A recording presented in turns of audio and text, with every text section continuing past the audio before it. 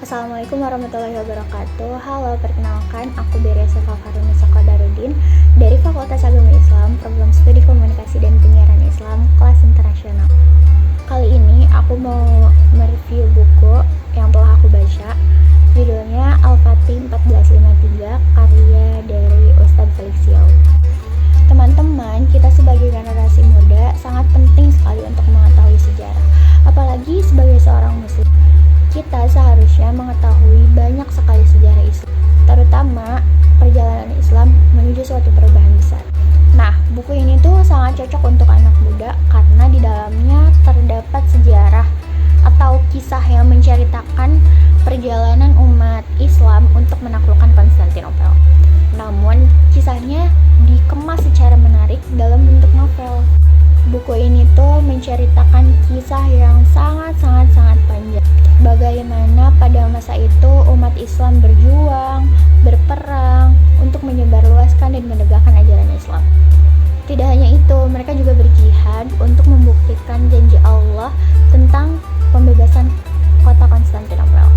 Perjuangan umat Islam dalam menaklukkan Konstantinopel tidak dapat dilaksanakan hanya satu malam saja, tapi mereka harus melalui beberapa dekade untuk meraih kemenangan tersebut. Mengalami kegagalan berkali-kali, mengalami kemunduran lebih dari satu kali, menghadapi keguguran panglima tempur atau pasukan perang yang banyak sekali. Nah, dalam buku ini kita dapat melihat perjuangan Sultan Muhammad Al-Fatih dan umat Islam yang sangat tinggi. Setelah membaca buku ini, kita akan mengetahui bagaimana kepintaran, kecerdasan, kejeniusan yang dimiliki oleh Sultan Muhammad Al-Fatih untuk menyusun strategi perang. Yang pertama, seperti persiapan logistik dan isolasi diplomatik.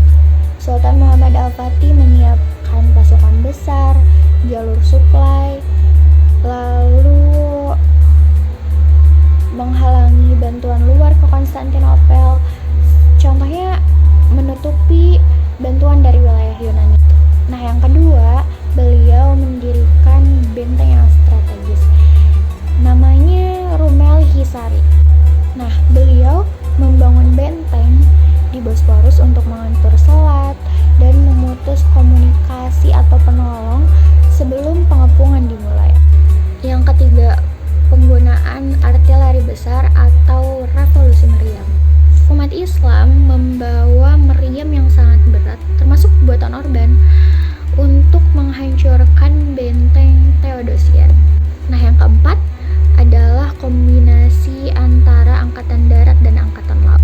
Jadi mereka itu memblokade total. Sultan Muhammad Al-Fatih menggabungkan pengepungan darat dan laut untuk memblokade pelabuhan dan pasokan yang lewat. Yang kelima yaitu manuver kreatif armada. Tahu apa manuver kreatif armada? Itu tuh bukan semacam. Jadi Sultan Muhammad Al-Fatih memindahkan perahu lewat jalur darat. Jadi karena Golden Horn dibatasi oleh pelindung oleh Bizantium, jadi ia mengangkat beberapa kapal melewati jalur darat supaya bisa menyerang dari sisi yang terduga. Lalu keahlian teknik pengepungan yang keenam seperti shipping, mining, dan perbaikan. Yang ketujuh adalah penggunaan pasukan elit dan manajemen moral. Nah, teman-teman, masih banyak strategi Sultan Muhammad Al-Fatih dalam buku ini yang sangat out of the box sekali.